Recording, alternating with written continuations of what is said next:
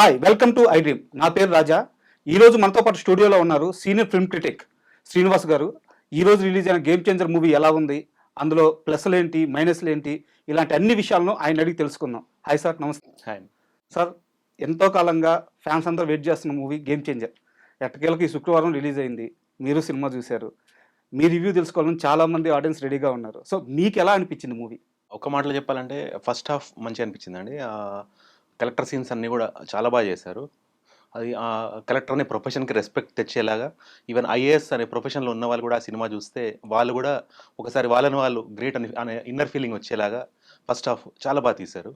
కానీ ఆ first half చూసి మనం ఇంటర్వల్ తర్వాత సెకండ్ హాఫ్ని మనము ఇంకా బెటర్గా ఎక్స్పెక్ట్ చేస్తాము యాజ్ ఎ ఫిల్మ్ ఆడియన్స్గా. కానీ అది ఎక్కడో కొంచెం మిస్ అయినట్టు అనిపించింది. ఆ ఫస్ట్ హాఫ్ ఉన్నంత ఎఫెక్టివ్గా సెకండ్ హాఫ్ లేకపోవడం కొంచెం డిసప్పాయింట్మెంట్.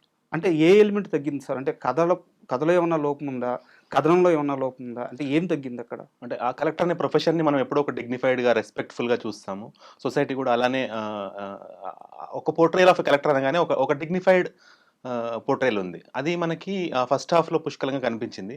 సెకండ్ హాఫ్ వచ్చేసరికి ఫ్లాష్ బ్యాక్ ఎపిసోడ్ ఏదైతుందో అది కొంచెం నాన్ సింక్ లాగా అనిపించింది సినిమాతోటి. అంటే main same person double role ఎందుకు చేయాలో నాకు అర్థం కాలేదు. బికాస్ ఒకప్పుడు మనకు తెలిసిన శంకర్ గారు ఎట్లా అంటే సినిమాలు ఆయన గ్రాఫ్ కానీ, ఆయన విజన్ కానీ, ఆయన థాట్, ఆయన ఆలోచనలు ఎప్పుడు కూడా ఎక్స్ట్రీమ్ హై ఎండ్గా ఉండేది. అంటే మనము ఒక 5% ఎక్స్పెక్ట్ చేసుకుని వెళ్తే మనకి 25% దొరికేది. 25% ఎక్స్పెక్ట్ చేసే వాళ్ళకి 100% దొరికేది సినిమాలోంచి. సో ఇప్పుడు ఏంటంటే ఆడియన్స్ ఎంతో అంత ఈ వెబ్ సిరీస్ వల్ల కానీ, ఇప్పుడు ఉన్న టెక్నాలజీ వల్ల కానీ ఆడియన్స్ కూడా ఒక విజ్డమ్ లెవెల్ దాటిపోయి ఇంటెలిజెంట్గా ఆలోచిస్తున్నారు. ఆ స్మార్ట్గా అయిపోయారు ఆడియన్స్ కూడా. అది గ్రహించి శంకర్ లాంటి డైరెక్టర్స్ ఇదివరకు వాళ్ళ ఆలోచనల్ని మల్టిప్లై చేస్తూ సినిమాలు తీస్తే తప్ప ఇప్పుడు అలాంటి వాళ్ళ సినిమాలు జనరల్గా తీస్తే యాక్సెప్టబుల్ రేంజ్లోకి వెళ్ళి సక్సెస్ అయ్యేలా లేదు. సో అంటే ఆల్మోస్ట్ శంకర్ గారు మూవీ అనగానే మనకు ఫస్ట్ గుర్తొచ్చేది best off screen play, best of direction, best of music, best of choreography, songs. అంటే ఇలా అన్ని ఎలిమెంట్లు అంటే మీరు ఒక మనని ఆడియన్స్ ని ఒక థియేటర్లో కూర్చోబెట్టి అష్టదిగ్బంధనం చేసేవారు శంకర్ గారు. ఇలా ఇది బాగుందా అంటే బాగుంది, ఇది బాగుందా అంటే బాగుంది, అంటే ఇది బాగాలేదు అని చెప్పడానికి ఏ అంశం మనకి దొరకకుండా అంత ఇంటెలిజెంట్గా, అంత క్లెవర్గా ప్యాక్ చేసేవాళ్ళు మూవీని. ఇప్పుడు ఏంటంటే సినిమా నాలెడ్జ్ లేని జనరల్ ఆడియన్స్ కూడా ఒక శంకర్ గారి సినిమాలోంచి ఇవి తప్పులని చెప్పగలుగుతున్నారంటే మీరు ఆలోచించండి. ఎస్ సార్, అర్థమైంది. సార్, ఇక్కడ అంటే ఇప్పుడు మీరు రామ్ చరణ్ 2 క్యారెక్టర్లో కనిపించారని చెప్పి అంటున్నారు. యాక్చువల్గా అయితే 2 క్యారెక్టర్లు కానీ 3 లుక్స్లో కనిపించారు. ఒకటి మన ఐఏఎస్ రోల్లో కనిపించారు, అండ్ ఒకటి కాలేజ్ స్టూడెంట్ రోల్లో కనిపించారు, అండ్ మూడోది వచ్చి ఫాదర్ క్యారెక్టర్ అప్పన్న రోల్లో కనిపించారు. వీటిలో నటన పరంగా రామ్ చరణ్లో మీరు ఎలాంటి అప్డేట్ గమనించారు? యాజ్ అ స్టూడెంట్గా he was looking young and ఆ క్యారెక్టర్ తన సూట్ అయ్యిండు, తన ఏజ్కి మ్యాచ్ అయింది కాబట్టి. యాజ్ ఎ కలెక్టర్ కూడా ఆ లుక్ చాలా బాగా మ్యాచ్ అయింది. అతని డ్రెస్సింగ్ సెన్స్ కానీ, అతని బిహేవియర్, బాడీ లాంగ్వేజ్ అన్నీ బాగున్నాయి. అంటే యాజ్ ఎ కలెక్టర్గా కూడా ఫుల్ మార్క్స్, యాజ్ ఎ స్టూడెంట్గా కూడా ఫుల్ మార్క్స్. కానీ ఎప్పుడైతే ఆ ఫ్లాష్ బ్యాక్ వెళ్ళిందో ఆ ఏజ్కి, అంటే యంగ్స్టర్ ఏజ్డ్ రోల్ చేయడము ఎందుకో అది నాన్ సింగ్ లాగా అనిపించింది. ఆ క్యారెక్టర్ మాత్రం ఒకవేళ అర్జున్ గారు, మన సీనియర్ యాక్టర్ అర్జున్ గారు ఉన్నారు కదా, ఆయన కానీ మన సూర్య గారు కానీ చేస్తుంటే అసలు సినిమా నెక్స్ట్ లెవెల్లో ఉండేది. అంటే ఒకవేళ అర్జున్ గారు చేస్తుంటే మాత్రం ఈ జెంటిల్ మ్యాన్, ఒకే ఒక్కడు లాంటి సినిమాల కనెక్టివిటీ సినిమాతో ఏర్పడి ఒక రేంజ్లో సినిమా ఎలివేట్ అయ్యేది. మరి ఇలాంటి థాట్ ఎందుకు వాళ్ళకి రాలేదో, ఎందుకు డబుల్ యాక్షన్ చేయించారో నాకైతే అర్థం కాలేదు. ఎందుకంటే ఈ best portrayal of collector, best portrayal of student ఏదైతే ఉందో అది ఎక్కడో ఆ ఫ్లాష్ బ్యాక్లో డైల్యూట్ అవుతుంది. అంటే శంకర్ గారి సినిమాలో ఏదైతే ప్లస్ అయ్యేదో ఫ్లాష్ బ్యాక్, అదే ఇక్కడ మైనస్ అయ్యే ఛాన్స్ ఎక్కువ అవుతుంది. ఎందుకంటే ఆ క్యారెక్టర్లో ఉండాల్సినంత significance, importance on screen time లేకనో ఏమో వాళ్ళు అది ప్రాపర్గా జస్టిఫై చేయలేకపోయారు, ఫ్రాంక్లీ స్పీకింగ్. అంటే సినిమా వచ్చేసి 2021లో స్టార్ట్ అయింది సార్, 2024కి ఎండ్ అయింది, 2025 స్టార్టింగ్ మనకి రిలీజ్ అయింది. చూసుకుంటే 4 years మనకి టైం ఉంది. చాలా ఎక్కువ రోజులు ప్రొడక్షన్ వర్క్ కూడా జరిగింది. టైం లేక జరిగింది తప్పిదం అంటారా? అంటే production wise of course there are so many delays. అంటే ఆయన ఒకేసారి ప్యారలల్గా 2 పడవల మీద కాలు పెట్టేశారు. ఒకటేమో కమల్ హాసన్ గారి మూవీ, ఒకటేమో ఇది. ఆ మధ్యలో జరిగిన డిస్ప్యూట్స్, అంటే ఆ ప్రొడక్షన్ హౌస్ డిస్ప్యూట్స్, అలాంటి డిస్టర్బెన్సెస్ చాలా జరిగినాయి. మరి ఆ విధంగా ఎక్కడైనా మరి ఈ main soul of the movie నుంచి డైవర్ట్ అయ్యారేమో అని నిజంగానే మీరు అన్నట్టు అనిపిస్తుంది కొంచెం. ఓకే, ఆ soul of the movie first హాఫ్లో పర్ఫెక్ట్గా మెయింటైన్ అయింది. సెకండ్ హాఫ్లో ఆ సోల్ ఎటో వెళ్ళిపోయింది, సినిమా ఎటో వెళ్ళిపోతుంది. సార్, ఇంకోటి వచ్చేస్తే ఈ సినిమాకి కథ ఇచ్చింది కార్తిక్ సుబ్బరాజ్ గారు. అవును, ఆయన సినిమాల్లో ఆ సోల్ పాయింట్ అనేది చాలా బలంగా ఉంటుంది. దాని చుట్టూ అద్భుతమైన ఒక స్క్రీన్ ప్లే అల్లుకొని ఒక మంచి సినిమాని డెలివరీ చేస్తారు ఆయన. అవును. అలాంటి ఒక డైరెక్టరు ఒక మంచి లైన్ ఇచ్చినప్పుడు శంకర్ గారు ఇలాంటి ఎమోషన్స్ని నెక్స్ట్ లెవెల్కి తీసుకెళ్ళడంలో టాప్ డైరెక్టర్. బట్ ఎక్కడ ఫెయిల్యూర్ అయ్యారంటారు? స్క్రీన్ ప్లే విషయంలోనా, లేకుంటే డైలాగ్స్ విషయంలోనా, ఆ ఎమోషన్ పట్టుకోవడంలోనా ఎగ్జాక్ట్గా ఎక్కడ ఫెయిల్ అయ్యారంటారు? అదే అండి. ఆ ఫ్లాష్ బ్యాక్ ఎప్పుడైతే అసలు ఈ సినిమాలో ఆ ఫ్లాష్ బ్యాక్ ఎంతవరకు అవసరం అనేది everyone has to think of it. అంటే చూసే ఆడియన్స్‌కి కూడా అనిపిస్తది. ఇదేంటి సడెన్‌గా వచ్చింది అని. అంటే కొన్ని సీన్స్ కూడా మరి ఫస్ట్ హాఫ్‌లో కొంచెం లాజికల్‌గా వెళ్లారు. కొన్ని పాయింట్స్ మనకు కూడా యాస్ ఆడియన్స్ తెలుసుకునే అవకాశం ఉంది. అంటే మనకి జనరల్‌గా శంకర్ గారి మూవీస్‌లోంచి ఎంతో అంత we can download some knowledge. కొత్త విషయాలు తెలుస్తాయి. ఈ సినిమాలో ఒక కలెక్టర్ యొక్క పరిధేంటి? ఆయన కెపాసిటీ ఏంటి? ఒక మినిస్టర్ లెవెల్‌లో ఉన్న మనిషిని ఇతనికి ఎలాంటి అథారిటీ ఉంటుంది? అతను ఎలా కమాండ్ చేయగలుగుతారు? ఇలాంటివి కొన్ని మనకి ఫస్ట్ హాఫ్‌లో బాగా తెలుస్తాయి. అవన్నీ కూడా లాజికల్‌గా కూర్చున్నాయి సినిమాలో. కన్విన్సింగ్ అనిపిస్తుంది. అదే సెకండ్ హాఫ్‌లో వచ్చేసరికి ఓవర్ లిబర్టీ తీసేసుకొని ఏది పడితే అది తీసేయడం లాగా అయిపోయింది సినిమా. అంటే ఆల్మోస్ట్ క్లైమాక్స్‌లో మీరు అబ్జర్వ్ చేస్తే హీరోయిన్ వచ్చేసి ఓటింగ్ కౌంటింగ్‌లో ఉంటుంది. ఆమెమో డాక్టర్‌గా చూపించారు. అదేంటో అర్థం కాలేదు. ఇంకోటేంటంటే ఒక కలెక్టర్ రేంజ్ వ్యక్తి ఒక ఎలక్షన్ ఆఫీసర్ అవుతారు. ఆయన ఆ పర్టికులర్ కౌంటింగ్ కేంద్రాన్ని ఎప్పుడైతే ఆయన మెయిన్ ఇన్‌చార్జ్‌గా ఉంటారో, అప్పుడు సెంట్రల్ గవర్నమెంటే ఒక సీఆర్‌పీఎఫ్ లాంటి ప్రొటెక్షన్ ఇస్తది. కానీ ఇందులో చూపించిందేంటి, వాళ్ళు ఒక ప్రైవేట్ ఆర్మీ పెట్టుకొని వాళ్ళతోటి ప్రొటెక్షన్ తీసుకోవడం అనేది అది ఎంతవరకు జస్టిఫై అవుతుంది? అంటే మనము ఎప్పుడు కూడా స్మార్ట్ సెగ్మెంట్ ఆఫ్ ఆడియన్స్ ఏం ఆలోచిస్తారంటే రియాలిటీతో కంపేర్ చూస్తారు సినిమాని ఎంతో అంత.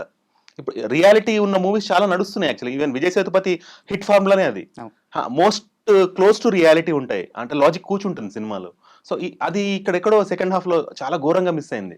అండ్ ఈవెన్ శంకర్ మూవీస్ కూడా మనం రిలేట్ చేసుకుంటే ఇలా అంటే అట్లీస్ట్ రియాలిటీకి దూరంగా ఉన్నా ఇలా ఉంటే బాగుంటుంది కదా అని అనిపిస్తుంది. ఇందులో అలాంటి ఎలిమెంట్స్ మిస్ అయినాయి. ఇలా ఉంటే బాగుండు కదా అనిపించేది తక్కువ ఉంది. మనకి తెలుగులో చూసుకుంటే దిల్ రాజు గారు టాప్ ప్రొడ్యూసర్.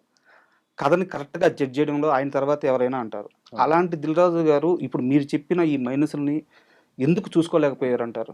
అంటే కథ పరంగా ఇప్పుడు ఇది కూర్చోబెట్టి మీరు కథగా చెప్తే ఇది అద్భుతంగా ఉంటది. నరేషన్ వింటే ఇది చాలా బాగుంటది. అంటే ఎప్పుడు కూడా నరేషన్ ఆకాశం లెవెల్‌లో ఉంటే తీసిన సినిమా కొంచెం దానికంటే తక్కువ వస్తుంది. ఎప్పుడు కూడా. దానికంటే మించి వచ్చిందంటే ఇంకా వాళ్ళకి తిరుగులేదు ఆ డైరెక్టర్‌కి. సో ఆ నరేషనే ఎక్కడో వీళ్ళకి కన్విన్స్ అయ్యారు. కానీ ఆ టేకింగ్‌లోనే మరి ఇంకొంచెం అంటే దిల్‌రాజు గారి ఇన్వాల్వ్‌మెంట్ ఇంకొంచెం ఉంటే బాగుండేది. బికాజ్ మనందరికీ తెలుసు 'బలగం' లాంటి చిన్న సినిమా ఆయన ఇన్వాల్వ్‌మెంట్ బాగుండబట్టే అంత బాగా వచ్చిందని మనందరికీ తెలుసు. ఓన్లీ విత్ వేణు గారి తోటే ఆ సినిమా అంత బాగా రాలేదు. ఆయన ఎన్నోసార్లు రీషూట్ చేయించి అవసరమైతే ఏదన్నా కంట్రిబ్యూట్ చేస్తూ ఆ 'బలగం' సినిమా అంత బాగా తెచ్చిందే దిల్‌రాజు గారు. Everybody knows that. సో అంత కేపబుల్ ప్రొడక్షన్ హ్యాండిల్ చేసే దిల్‌రాజు గారు ఈ సెకండ్ హాఫ్‌ని మరి ఎక్కడో నిజంగా మిస్‌ఫైర్ అయింది. ఓకే. సినిమాలో రామ్ చరణ్ గారితో పాటు అంజలి గారు, ఆమెది చాలా కీ రోల్ అని చెప్తున్నారు. చాలా బాగా యాక్ట్ చేశారని ఆమెకి మంచి ప్రశంసలు అందుతున్నాయి. సో, ఆమె క్యారెక్టరేషన్ ఎలా ఉంది? ఆమెకి ఒక షాక్ వల్ల ఒక వైకల్యం అనే ఒకటి పెట్టారు. కానీ అది ఆ వైకల్యం లేకపోయినా ఆ సినిమాకి ఏమాత్రం డిఫరెన్స్ వచ్చేది కాదు. అంటే ఆ వైకల్యం అనేది కొంచెం ఒక స్టేజ్ వరకు బాగుంటుంది గానీ, ఆ తర్వాత ఒక స్టేజ్‌లో ఆడియన్స్ ఫీల్ ఇరిటేట్. అలా అవ్వకూడదు ఎప్పుడు కూడా. ఒక వైకల్యం కూడా మనం కన్విన్సింగ్‌గా అనిపియాలి. ఎమోషనల్‌గా కనెక్ట్ అవ్వగలగాలి. కథలో అది పాత్ర అవ్వాలి. అది మిస్ అయింది. ఇంకోటేంటంటే ఫ్లాష్ బ్యాక్‌లో ఎప్పుడైతే రామ్ చరణ్ పబ్లిక్ అడ్రెస్ కానీ, ప్రెస్ అడ్రెస్ కానీ చేయాల్సొచ్చినప్పుడు, ఆయనకుండే చిన్న వైకల్యం వల్ల అది జరగలేనప్పుడు, తనలో తను కుమిలిపోతూ, మదన పడుతూ ఉన్నప్పుడు, ఆ wife tries to support him in every possible way. అంటే అది సైకలాజికల్‌గా, ఫిజికల్‌గా, డివోషనల్‌గా ఇన్ ఎవ్రీ పాసిబుల్ వే ఒక వైఫ్‌గా ఆయన లక్ష్యాన్ని అర్థం చేసుకొని, ఎంత చేయగలుగుతాడో అంత చేయడానికి ట్రై చేస్తుంది. తను కూడా అంటే పబ్లిక్‌కి కూడా తను ఎంతో అంత ఫేవరబుల్‌గా ఉంటుంది. అలాంటప్పుడు అతను ఎవరినో పెట్టే బదులు వైఫ్‌నే పెట్టొచ్చు లీడర్‌షిప్‌గా. ఏదైతే పొలిటికల్ పార్టీ పెడతారో అతనికి ఒక ఒక ఒక ఫ్యాన్‌లో కనిపించింది వాళ్ళ వైఫ్‌లో కనిపించలేదా? నాకది అర్థం కాలేదు. మీరు చూసిన సినిమాని వేరే ఈ రేంజ్‌కెళ్ళి పర్స్పెక్టివ్‌లో మీరు ఆలోచించండి అంటున్నాను నేను. అవునవునవును. అంటే audience are able to think better than the makers అంటే మీరు ఆలోచించండి. Correct sir. It should never happen. అవును. ఎప్పుడు కూడా ఒక చూసే ఆడియన్స్ కంటే తీసే డైరెక్టర్ ఆలోచన ఎక్కడో ఉండాలి. అవును. ఎగ్జాక్ట్. అందుకోలేనంత దూరంలో ఉండాలి. కానీ ఇప్పుడు 25% of audience are able to give better versions of the films that are coming. Sir, ఇక్కడ సినిమాకి సంబంధం లేని అంటే ఈ సినిమాకి సంబంధం లేని ఒక జనరల్ క్వశ్చన్ అడుగుతున్నాను. చెప్పండి. ఈ మధ్య కాలంలో సోషల్ మీడియాలో ఫ్యాన్ వార్ అనేది విపరీతంగా పెరిగిపోయింది. ఈవెన్ హీరోలు వాళ్ళు చాలా క్లోజ్‌గా మూవ్ అవుతున్నారు. మేమంతా ఒకటే అని ఒక గట్టి సైన్ ఇండికేషన్ లాగా ఇస్తున్నారు. కానీ ఫ్యాన్ వార్స్ మాత్రం ఆగట్లేదు. ఓకే. లాస్ట్ టైం రిలీజ్ అయిన 'దేవరా' సినిమాకి గానీ, ఇప్పుడు రిలీజ్ అయిన ఈ సినిమాకి గానీ చాలా త్వరగా ఫస్ట్ షోలు పడంగానే కొంచెం ఎక్కువ నెగిటివిటీ రావడానికి ఈ ఫ్యాన్ వార్లు కారణమని మీరు అనుకుంటున్నారా? అంటే ఈ సినిమాకి నెగటివిటీ ఏమొచ్చింది? అంటే కొంత బాగలేదనడం, సెకండ్ హాఫ్ ఇది బాగలేననడం, లేకుంటే అంటే ఈ బాలేకపోతే బాలేదంటారు కదా! అంటే ఫ్యాన్స్ కావాలని ఇంకాస్త దాన్ని ఆ! ట్రోల్ చేయడం. ఆహా! అలా జరుగుతుందేమో ఐ డోంట్ నో. హ్మ్. ఫస్ట్ హాఫ్ నేను చెప్తాను కదా! First half is really worth. Okay. అంటే ఒక ఫ్యామిలీ ఉంటారు కదా! ఫ్యామిలీలో చదువుకునే పిల్లలు ఉంటారు కదా! అలాంటి వాళ్ళకి ఈ ఫస్ట్ హాఫ్ కంపల్సరీ చూపించాల్సిన సినిమా ఇది. హ్మ్. అంటే ఎంతో అంత ఇన్‌స్పైర్ అవుతారు. వాళ్ళ లైఫ్‌లో అంటే ఆ సినిమాలో ఎలా చూపించారంటే జస్టిఫికేషన్ అది చాలా నచ్చింది నాకు పాయింట్. ఒక స్టూడెంట్‌గా ఉండి అతనికి విపరీతమైన కోపం ఉంటది. ఆ కోపంతో అందరిని కొట్టేయాలన్నంత అగ్రెసివ్‌నెస్ ఉంటది. దాన్ని ఆ హీరోయిన్ ఎలా గైడ్ చేస్తదంటే, ఈ కోపాన్ని నువ్వు ఎవరినికో డ్యామేజ్ చేసి నువ్వు సంతృప్తి పడే బదులు, ఈ కోపాన్ని నువ్వు ఒక అథారిటేటివ్ పొజిషన్‌లో ఉండి, వాళ్ళలో మార్పు తెచ్చి సొసైటీలో మార్పు తెస్తే అది ఎంత బావుంటదనే ఆలోచన క్రియేట్ చేయడం అనేది సూపర్ పాయింట్. సూపర్బ్ అది. ఇలానే సెకండ్ హాఫ్ కూడా ఉండుంటేనే అదే అంటున్నా. ఇదొక ఎన్‌సైక్లోపీడియాలా ఉండేది. అంటే ప్రతి స్కూల్ రికమెండ్ చేసేది పిల్లల్ని ఈ సినిమా చూడండిరా అని. అలా ఈ సినిమా లేకపోవడం నిజంగా దురదృష్టం. అవును. అంటే సార్ ఇప్పుడు 'రామ్ చరణ్' లాంటి ఒక కమర్షియల్ హీరో ఉండడం వల్ల ఎక్కడో డైరెక్టర్ గాని, మేకర్స్ గాని ఆ కమర్షియల్ వైపు ఎళ్ళిపోయినట్టుంది మీరు ఆ! చెప్తున్నట్టు. కరెక్ట్. అనవసరంగా ఆ బర్డెన్ తీసుకుంటున్నారు. అంటే అతను గ్లోబల్ స్టార్ అని, ఇలాంటి ఆ స్టార్ ఇమేజ్ పెట్టుకొని, ఎంతో అంత స్టోరీ నుంచి డైవర్ట్ అయ్యి, ఆ ఎలివేషన్స్ అని, మాస్ అని ఇలాంటివి పెట్టుకొని, ఇప్పుడేందంటే audience are ready for realistic cinema. Acting enjoy చేస్తున్నారు. దాన్ ఎలివేషన్స్. అది తెలుసుకోవాలి. విజయ్ సేతుపతిని ఏ రోజు మనం ఎలివేషన్ వల్ల ఇష్టపడ్డాం? అవును. ఆ రియలిజం. సో, అంటే మనోడైపోయిండు Vijay Sethupathi. Route almost. Level movies ఉంటాయి ఆ! ఆయనయి. రూట్ లెవెల్ మూవీస్ అదే ఉంటాయి అంటున్నా. అంటే ఆయనయి. అంత డీప్‌గా కనెక్ట్ అవుతాం మనం. ఇప్పుడు అవును. 'కాంతార' సినిమా క్లైమాక్స్ ఉంది. యెస్. అంటే ఆ 'కాంతార' సినిమా తీసిన డైరెక్టర్ ఎవరో మనకు అంతకుముందు తెలియదు. Suddenly it became a rage and everyone fell in love with the movie. Yes.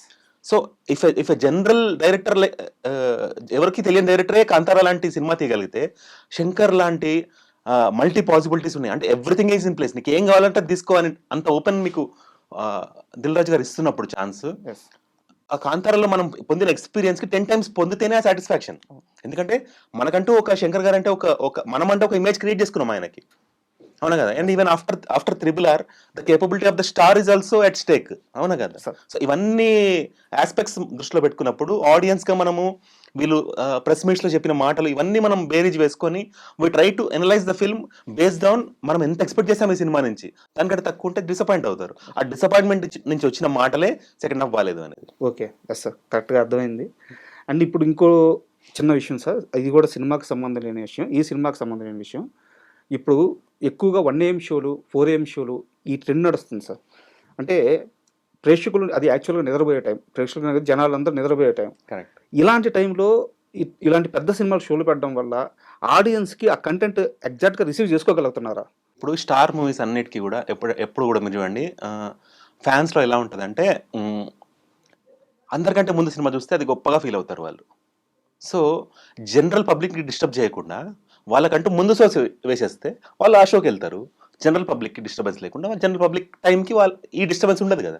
Sir. అదొక క్లెవర్ మూవ్ యాక్చువల్లీ. తప్పేముంది? అంటే ఈ మధ్య కాలంలో నాగవంశీ గారు కూడా మాట్లాడుతూ హ్మ్. 'దేవరా' సినిమాకి 1 AM షోలేసాము. ఆ నిద్ర మత్తులో ఆడియన్స్‌కి ఆ కంటెంట్ సరిగ్గా రీచ్ అవ్వలేదు. హ్మ్. తర్వాత ఎప్పుడైతే డే షోలు స్టార్ట్ అయినాయో అప్పుడు టాక్ మారిపోయింది. సో, ఈ సినిమాకి కూడా అంటే ఇప్పుడు 'డాకు' సినిమా రాబోతుంది. 'డాకు మహారాజ్' రాబోతుంది. దానికి కూడా ఈ ప్రాబ్లమ్ లేకుండా నేను 4 AMకి షిఫ్ట్ చేశాను డిస్ట్రిబ్యూటర్‌తో మాట్లాడి అని చెప్పి అంటున్నారనమాట. సో, అది కూడా రిస్కీ ఫ్యాక్టరే కదా! 4 AM అనేది కూడా నిద్రపోయే టైమే. అవును. సో, నేను ఆ యాంగిల్‌లో అడుగుతున్నాను. ఇది కరెక్టేనంటారా? మన కంటెంట్ ఆడియన్స్‌కి మీరు కరెక్ట్‌గా రీచ్ టెక్నికల్‌గా ఆ సినిమా చూసే ప్రాపర్ టైమ్ అది కాదు కరెక్ట్. ఎందుకంటే ఒక routine life of any human being మనకు అలవాటు పడింది ఏంటి? మనం పొద్దున వర్క్ చేయడము, నైట్ పడుకోవడం మన సగటు మనిషికి అలవాటు. యెస్. ఎక్సెప్ట్ నైట్ షిఫ్ట్ చేసే వాళ్ళకి యెస్. తప్ప. Yes sir. So, night shift చేసే వాళ్ళకి నైట్ నిద్రపోవడం అలవాటు ఉండదు కాబట్టి వాళ్ళు న్యాయంగా సినిమాని చూడగలుగుతారు. న్యాయంగా జడ్జ్‌మెంట్ ఇవ్వగలుగుతారు. కానీ నైట్ పడుకోవడం అలవాటు ఉన్న వాళ్ళు సడెన్‌గా వాళ్ళు నిద్ర మానేసి వచ్చి చూడమంటే వాళ్ళు బలవంతపు జాగారం అవుతుందది. ఇదే సార్ ఎగ్జాక్ట్‌గా నేను ఆ అడిగేది ఇదే. బలవంతపు జాగారం వల్ల సినిమా కొంచెం అటు ఇటు అయినా కూడా వాళ్ళు నిద్రలోకి జారుకోవడము, దానివల్ల బయటకొచ్చి అడిగితే బాలేదని చెప్పడము ఎంతో అంత జరుగుతది. మిస్‌జడ్జ్‌మెంట్స్ ఎంతో అంత ఉంటది. యెస్ ఆ సార్. కోపము ఆయన వెళ్ళబుచ్చుంటారు అంతే. యాక్చువల్లీ ఈ ఈ ఫ్యాన్స్ సెగ్మెంట్‌ని, ఫ్యామిలీ సెగ్మెంట్‌ని, జనరల్ ఆడియన్స్ సెగ్మెంట్ అందరిని డిసప్పాయింట్ చేయకుండా ఉంచాలంటే, ఇప్పుడు మీరు అబ్జర్వ్ చేస్తే 'రవితేజ' గారు గాని, 'అల్లు అర్జున్' గారు గాని వీళ్ళందరికీ వాళ్ళకంటూ ఒక సెట్ ఆఫ్ థియేటర్స్ పెట్టుకుంటున్నారు. అవునా కదా! 'మహేష్ బాబు' గారు గాని, ఇప్పుడు 'AMB' 'Mahesh Babu' theatre, 'triple A' 'Allu Arjun' గారి థియేటర్ అట్లా చేస్తున్నారు కదా! ఇప్పుడు 'రవితేజ' గారి థియేటర్ అట్లాగా ఈ ఫ్యాన్స్ కంటూ ఆ థియేటర్ స్పెసిఫిక్ థియేటర్స్‌లో మీరు ఫ్యాన్స్‌కి షోస్ వేసి వాళ్ళకి ఎక్స్‌ట్రా ఏదైతే పెంచుతున్నారో టికెట్ అమౌంట్ అది ఫ్యాన్స్‌కి పెట్టకుండా రిజిస్టర్డ్ ఫ్యాన్స్ ఒకటి పెట్టేసే సెగ్మెంట్, వాళ్ళకి ఆ థియేటర్స్లో వెళ్ళి చూడొచ్చు వాళ్ళు. మీకు అర్థమైందా? ఇప్పుడు ఫర్ ఎగ్జాంపుల్ మొన్న పుష్ప 2 సినిమా అన్ని థియేటర్స్లో రిలీజ్ చేయొచ్చు కదా, ఎందుకు ఓన్లీ సింగిల్ స్క్రీన్స్ వేశారు? అసలు ప్రసాద్ మల్టీప్లెక్స్లో సినిమా వేయలేదు, అందుకే కదా అంతమంది ఆ క్రౌడ్ ఆ థియేటర్కి ఎందుకు వెళ్ళారు చెప్పండి, మీరు ఆలోచించండి. నెంబర్ ఆఫ్ సీన్స్ తక్కువ ఉండడం వల్ల క్రౌడ్ ఓన్లీ సింగిల్ స్క్రీన్స్ ఎందుకు ఇచ్చారు ఆ నైట్? మొత్తం సిటీ ఇవ్వండి కదా, మల్టీప్లెక్స్ కూడా ఇవ్వండి, ఆడియన్స్ డివైడ్ అయిపోతారు కదా ఎక్కడికక్కడ.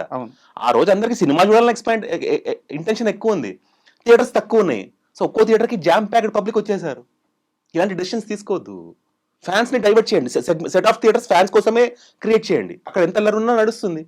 కొన్ని మనం యూట్యూబ్లో వీడియోస్ చూస్తామండి, రిలీజ్ చేసినప్పుడు ఫ్యాన్స్ సెలబ్రేషన్ ఎంత విపరీతం అయిపోయిందంటే, మన బర్త్డేస్ కి ఇట్లా 2 మంటొచ్చే క్యాండిల్స్ పట్టుకుంటాం కదా, అవి పట్టేసుకుంటున్నారు థియేటర్ లో. వాతావరణం లాగా ఉంటుంది అది యాజ్ మనం అక్కడ ఉండం కాబట్టి తెలియదు, అక్కడ ఉండే వాళ్ళకి ఎంత భయాందోళన క్రియేట్ చేస్తే, అదే ఇన్సిడెంట్ జరిగితే ఆ థియేటర్ లో మంటలు అంటుకుంటే ఎంతమంది డేంజర్ లో ఉంటారు.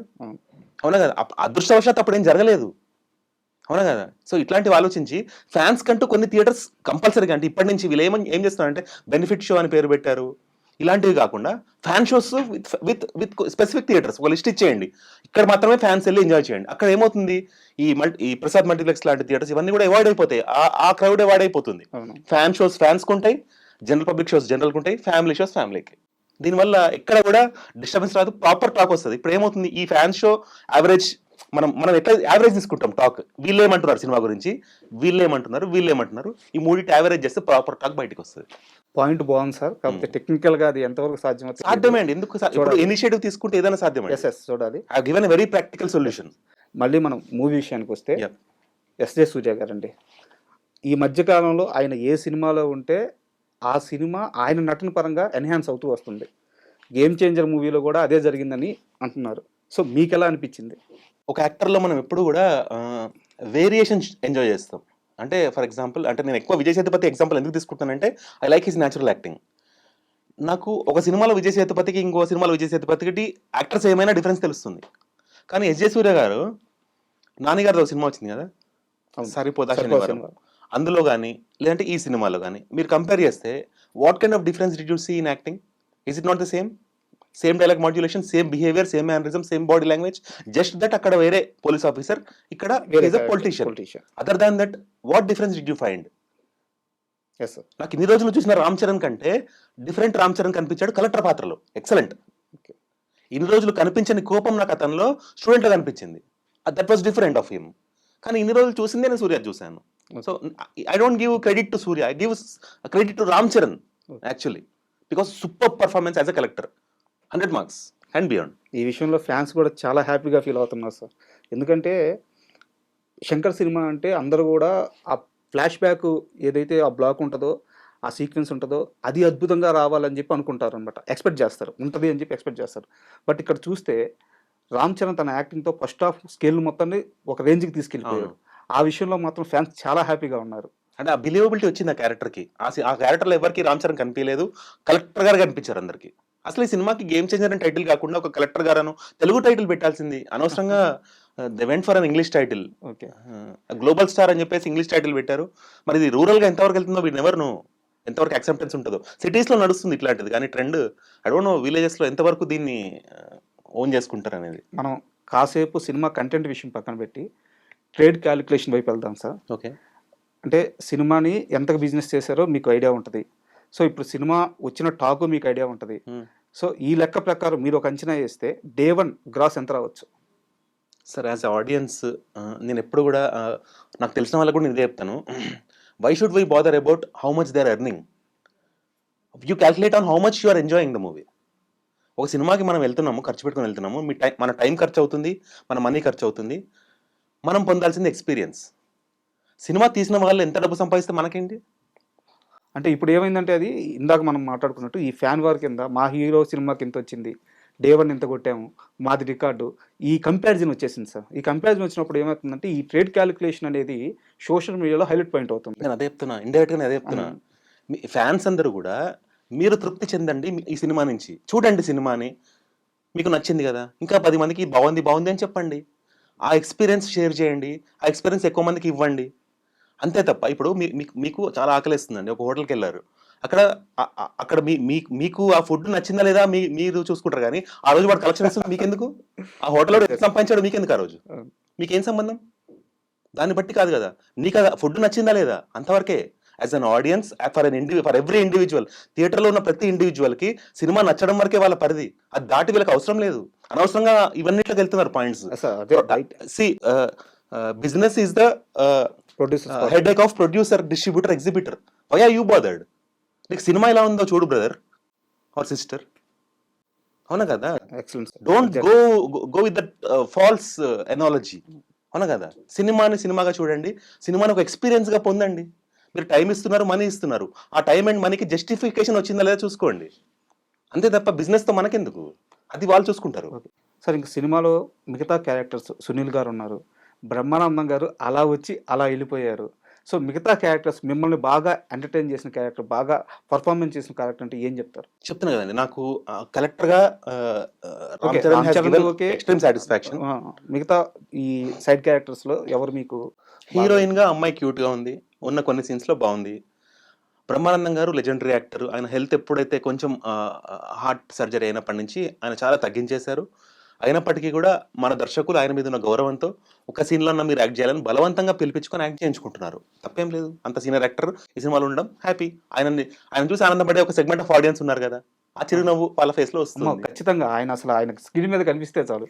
ఒక స్టార్ హీరోకి ఎంత ఫ్యాన్ ఫాలోయింగ్ ఉంటుందో, బ్రహ్మానందం గారు అలా కనిపిస్తే ఆ ఆడిటోరియంలో వచ్చే రెస్పాన్స్ ఇంకో వేరే లెవెల్లో ఉంటుంది. అండ్ ఇంకోటి, కలెక్టర్ వెనకాల బంట్రోతుగా ఉన్న మనిషికి అలాంటి వైకల్యం పెట్టి దాన్ని కామెడీగా చేయాలని కూడా నాకైతే నచ్చలేదు. అంటే కొన్ని డిగ్నిఫైడ్ పొజిషన్స్ ఉంటాయి. ఈవెన్ ఒక కలెక్టర్ దగ్గర ఉండే అసిస్టెంట్ కూడా ఎంతో రెస్పెక్టబుల్ నా దృష్టిలో.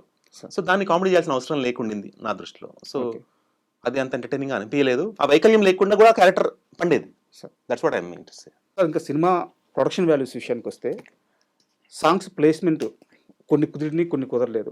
అలాగే ఆ మేకింగ్ కాస్ట్ కూడా చాలా హై లెవెల్లో ఉంది అనమాట.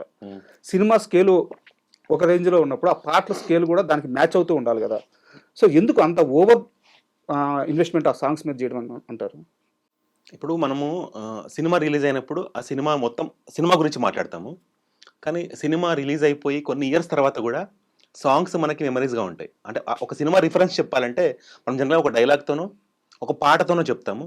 యూట్యూబ్లో పాట మోగుతూ ఉంటుంది, స్కూల్ యాన్యువల్ డేస్లో, కాలేజ్ యాన్యువల్ డేస్లో, డీజేల్లో ఈ పాటలు మోగుతూ ఉంటాయి. అంటే ఒక సాంగ్ లైఫ్ సినిమాతో ఆగిపోదు, ఒక సాంగ్ లైఫ్ చాలా ఎక్కువ. సో ఆ సాంగ్ని వాళ్ళు విజువల్గా ఎంత గ్రాండియర్ తీసుకెళ్తే పబ్లిక్లో అంత సాటిస్ఫాక్షన్ లెవెల్ రీచ్ అవుతుంది. అంటే చాలా సినిమాలు మీరు అబ్జర్వ్ చేస్తే సినిమా బాగాలేకున్నా పాటల వల్ల హిట్ అయిన సినిమాలు చాలా ఉన్నాయి.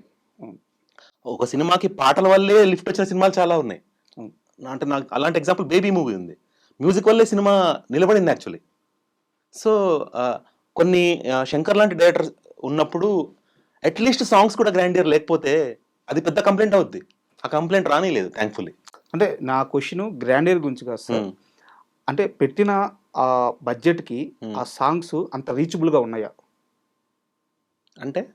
అంటే సాంగ్స్ మిమ్మల్ని ఎంగేజ్ చేస్తున్న మ్యూజిక్ కానీ, మ్యూజిక్ పరంగా అంటున్నారా మీరు, విజువల్ పరంగా అంటున్నారా?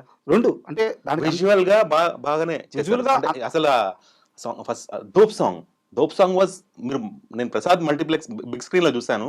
Dope song was top notch. అంటే ఒక గ్లోబల్ స్టార్ అనే ఒక బిరుదు ఉంది కదా. అంటే ప్రతి హీరోకి కొన్ని ఇండెక్స్ షాట్స్ ఉంటాయండి. నేను ఎగ్జాంపుల్ చెప్తాను. ఇండెక్స్ షాట్స్ అంటే ఎగ్జాంపుల్ ఇప్పుడు బ్రో అనే సినిమా వచ్చింది.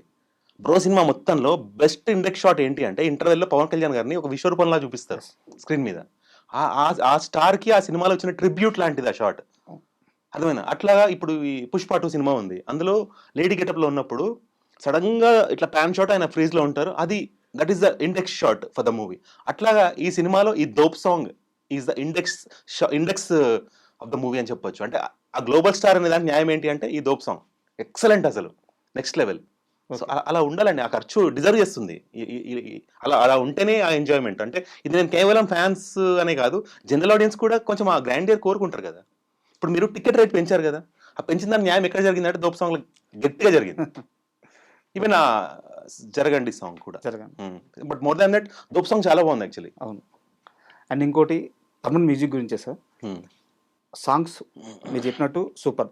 బ్యాక్గ్రౌండ్ స్కోర్ ఎలా ఉంది, మీకు ఎలా అనిపించింది? అంటే మ్యూజిక్ పరంగా మనకి శంకర్ గారి గురించి ఎప్పుడు అంటే ఫ్యూచర్లో ఎప్పుడు ఎవరన్నా శంకర్ గారు బయోపిక్ తీస్తారు కదా, అప్పుడు ఎవరన్నా ఆయన గురించి చెప్పాల్సి వస్తే, అంటే ఈ మధ్య డాక్యుమెంటరీస్ వస్తున్నాయి డైరెక్టర్స్ మీద, అవునవును. అలా ఎవరి గురించి చెప్పాల్సి వస్తే శంకర్ గారు మనకి అద్భుతంగా వినిపించారు, అద్భుతంగా కనిపించారు పాస్ట్లో, అవునా?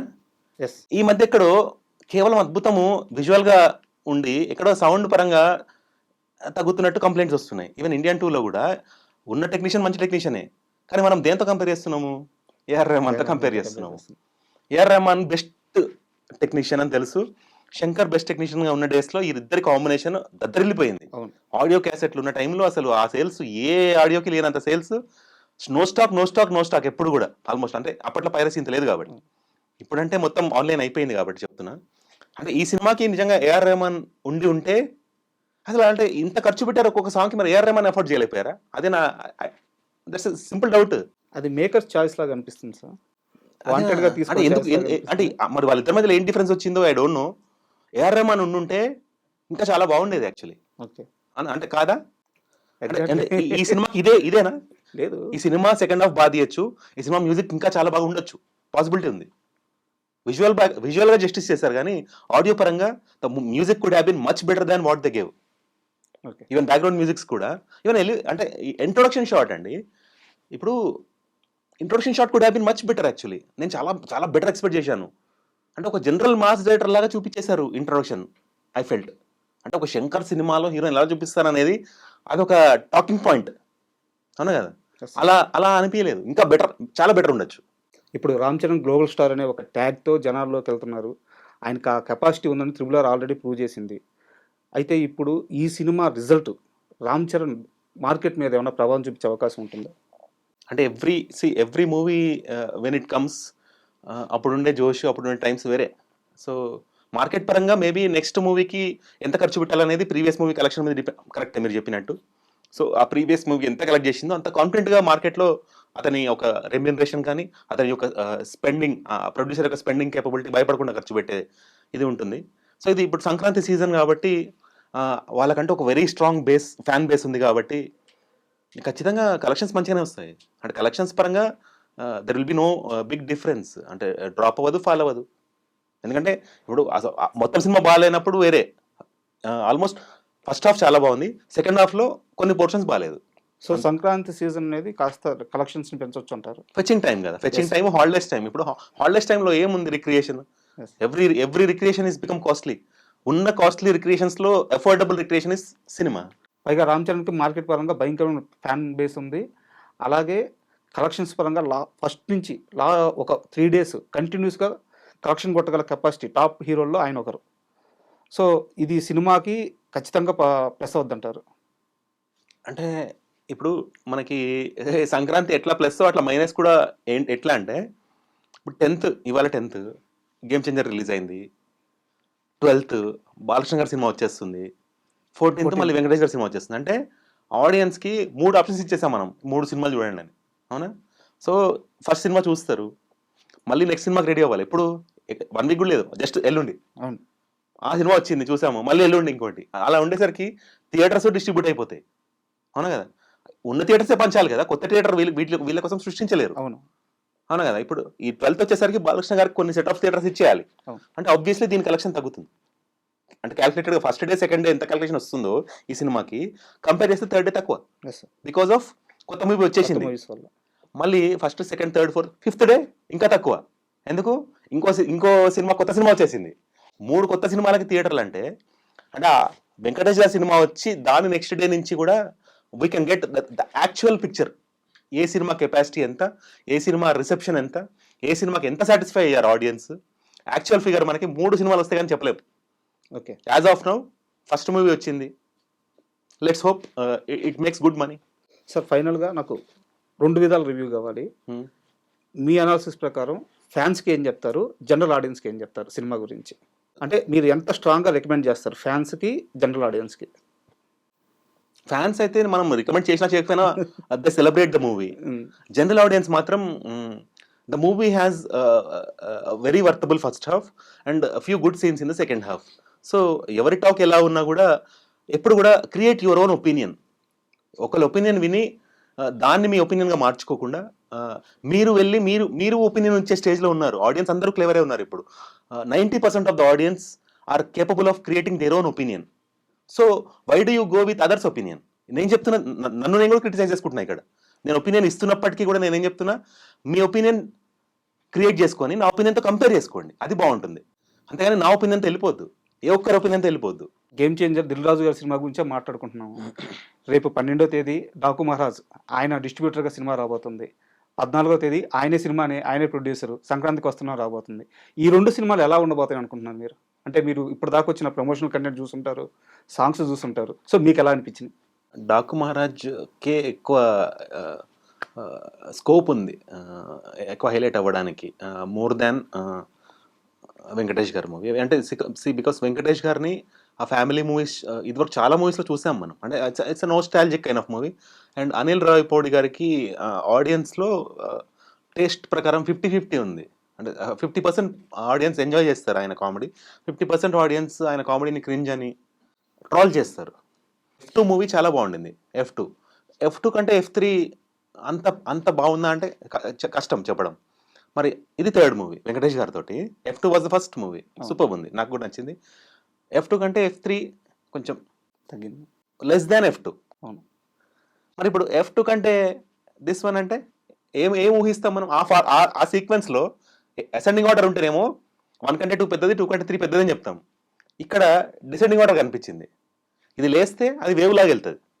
ఈ సినిమా హిట్ అవుతే అది వేవ్ లాగా ఫార్మ్ అవుతుంది, లేదంటే డిసెండింగ్ ఆర్డర్ అవుతుంది. బట్ ఇప్పుడు దాకా వచ్చిన సంక్రాంతికి వస్తున్నాం సాంగ్స్ అయితే సూపర్ డూపర్ హిట్ అయినాయి.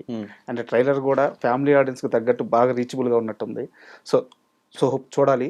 ఫ్యామిలీ ఆడియన్స్ స్క్రీన్ మీద ఫ్యామిలీని చూసి ఎంజాయ్ చేస్తారా, స్క్రీన్ మీద ఎంటర్టైన్మెంట్ ఎంజాయ్ చేస్తారా? ఖచ్చితంగా ఎంటర్టైన్మెంట్. ఈ లాజిక్ పట్టుకోవాలి. సంక్రాంతికి 12వ తేదీ బాలయ్య బాబు సినిమా రాబోతుంది డాకు మహారాజు. ఇప్పుడు దాకా వచ్చిన ప్రమోషనల్ కంటెంట్ అదిరిపోయింది. బట్ ఆ ఒక్క సాంగ్ దబిడి సాంగ్, దాని చుట్టూ రకరకాల స్టేట్మెంట్లు వినిపిస్తూ ఉన్నాయి. అంటే ఒక మాస్ హీరో, ఒక మాస్ నెంబర్ కావాలి. సో వాళ్ళు ఒక ట్రై చేశారు. ఎందుకు దాని మీద ఇంత కామెంట్స్ వినిపిస్తున్నాయి? పాజిటివ్ ఆర్ నెగిటివ్ కూడా వస్తుంది.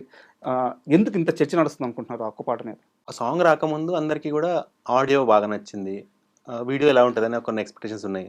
జనరల్గా ఆడియన్స్లో ఉన్న క్యూరియాసిటీని అర్థం చేసుకొని సాంగ్ రిలీజ్ చేసినప్పుడు కొన్ని క్లిప్పింగ్స్ మనకి రిలీజ్ చేస్తారు యూట్యూబ్లో, అవును కదా? సో ఆ యూట్యూబ్లో సాంగ్ చూసి ఫ్యాన్స్ సెగ్మెంట్ చాలా ఎంజాయ్ చేస్తారు. కానీ ఫ్యాన్స్ కాని వాళ్ళు, జనరల్ ఆడియన్స్ ఉంటారు కదా, వాళ్ళు ఇదేంటి మేల్ క్యారెక్టర్కి ఫీమేల్ క్యారెక్టర్ మధ్యలో ఇంత ఏజ్ డిఫరెన్స్ ఉంది, అంత ఏజ్ డిఫరెన్స్లో ఇలా చేయడం ఏంటి అంటున్నారు. ఎప్పుడు కూడా గుర్తుపెట్టుకోండి, ఒక యాక్టర్కి ఎప్పుడు కూడా రియల్ ఏజ్ వేరు, స్క్రీన్ ఏజ్ వేరు. మనం ఎప్పుడు కూడా మనం ఆ సినిమాలో ఆ క్యారెక్టర్ ఏజ్ని మనం దృష్టిలో పెట్టుకోవాలి, కానీ రియల్ లైఫ్లో అతని ఏజ్ ఎంత అనే దాంతో కంపేర్ చేసుకోకూడదు. అలా అంటే హాలీవుడ్లో ఆర్నాల్డ్ స్క్వార్జెనెగర్ కానీ, ఈవెన్ ఫాస్ట్ అండ్ ఫ్యూరియస్లో హీరోస్ కానీ, వాళ్ళందరూ కూడా మరి చాలా ఏజ్డ్ హీరోస్. మరి ఇప్పటికీ వాళ్ళు హీరోస్గా చేస్తున్నారు కదా, వాళ్ళు రొమాంటిక్ సీన్స్ చేయట్లేదా? జేమ్స్ బాండ్ మూవీలో కిస్సులు పెట్టుకోవట్లేదా? అవన్నిట్లో లేని ప్రాబ్లము బాలకృష్ణ గారు చేస్తే వచ్చిందా? ఒకటి గుర్తుపెట్టుకోండి, ఏ కాంట్రవర్సీ అయినా కూడా ఇప్పుడు వచ్చిన రీసెంట్గా వచ్చిన ఏ సినిమాకి ఏ కాంట్రవర్సీ వచ్చినా ఆ సినిమాకి ప్లస్ అవుతుంది తప్ప మైనస్ అవ్వట్లేదు. పుష్ప సినిమాకి అనుకోకుండా అల్లు అర్జున్ గారు చిన్న ఇష్యూ జరిగింది, అలా జరగడం వల్ల, అరెస్ట్ అవడం వల్ల అందరూ సినిమాకి మైనస్ అవుతుంది అనుకున్నారు. కానీ ఏమైంది? ఇప్పుడు ఇండస్ట్రీ హిట్ అయి వచ్చింది ఆ సినిమా, అవునా కదా? అంటే నెగటివ్ అవుతుంది అనుకున్న అంశాలు కూడా పాజిటివ్గా మారిపోతున్నాయి.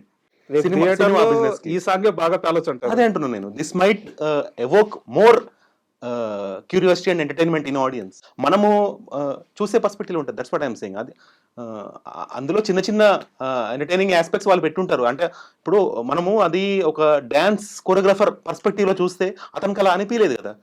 మనం కూడా డ్యాన్స్ కొరియోగ్రాఫర్ అయితే అది జడ్జ్ చేయడం కరెక్ట్, కానీ మనం డ్యాన్స్ కొరియోగ్రాఫర్స్ కాదు కదా జడ్జ్ చేయడానికి. ఇంకో డ్యాన్స్ కొరియోగ్రాఫర్ అలా చెప్తే నేను నమ్ముతాను. ఓకే, ఒక డ్యాన్స్ కొరియోగ్రాఫర్ జడ్జ్ చేయాలంటే ఇంకో డ్యాన్స్ కొరియోగ్రాఫర్ జడ్జ్ చేయాలంటున్నా నేను. జనరల్ ఆడియన్స్గా మనము కమెంట్స్ పెట్టేసి, అవునా కదా? Yes sir.